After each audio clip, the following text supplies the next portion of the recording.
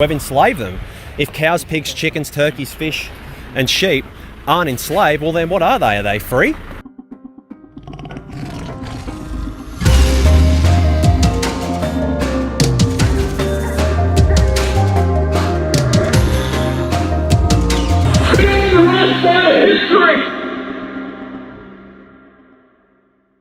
And at the end of the day, we all should be vegan. We're all born vegan. We're all born compassionate people. It's not until society brainwashes us into this evil death cult telling us that we need to consume animal flesh to get our protein, that we need to eat fish in order to get our omega-3s, that we need to drink cow's breast milk to get our calcium. And, you know, of course, the meat, dairy and egg industries are always perpetuating this propaganda about all the happy chickens, happy fish, happy cows, happy pigs. And yet they always say vegan propaganda. We got to focus on the victims. Saying the reason why we're so vocal for the animals is because they need us. They need us to protect them. You know, otherwise they're just going to keep getting slaughtered. They need our help. They need our protection. That's why we're here. Going out of your comfort zone for even one day of the month pales in comparison to what they go through every single second, every single day before they wind up in this horrible place and just that maximum level of discomfort, torture and pain. So like whatever we do, anything I go through for these animals, whether it's standing in the searing heat all day holding a sign, wearing a mask, whatever, that's nothing compared to what they've got to endure. We just got to do our best. We've got to do our best to speak up for those that need us. Another thing too was these industries say they care about their animals and whatnot. Well, even if they do care about them, they only care about them for economic interests. If these animals get sick, like the farmers say they care about their animals, well yeah, of course they do, because if these animals were to get sick and die, the farmers would be losing profits. They only look after them for the time that they've got them, and then once they take them off to the market and they're sold at the market, they don't care what happens to them after that, whether they live or die. Exactly. And it's not just that too, like it's the commodification and turning these animals into property is the ultimate crime, which we've done. We've turned them into commodities, we've turned them into property, we've enslaved them.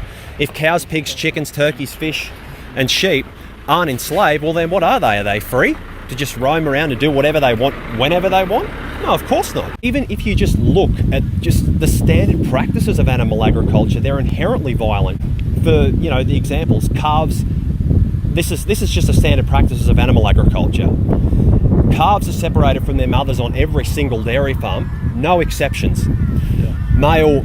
Male calves, most of them will be slaughtered at just 5 days old because they can't produce milk. These cows are hooked up to these painful milking machines where they develop mastitis.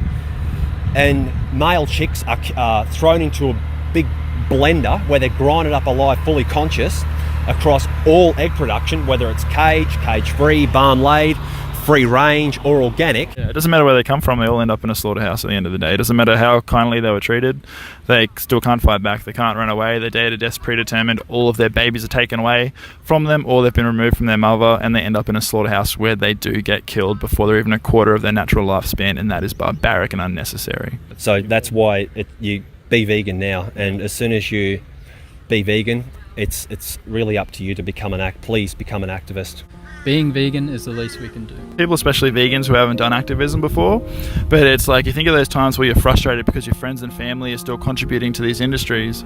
So for Matt, he very well knows that every single day 260 million animals are being killed, but every single extra activist we have, that means the sooner these killings, these deaths, these murders, this exploitation comes to an end. So that's why activists might seem pushy, because we know that the bigger this army grows, the more activists, the more people who are speaking up for animals every single day and doing everything they can to stop this horrible industry. 260 million deaths a day, 3,000, 6,000, 9,000. That's how many animals just died in the last 3 seconds. 70 billion land animals per year and 2.7 plus trillion marine creatures every single year.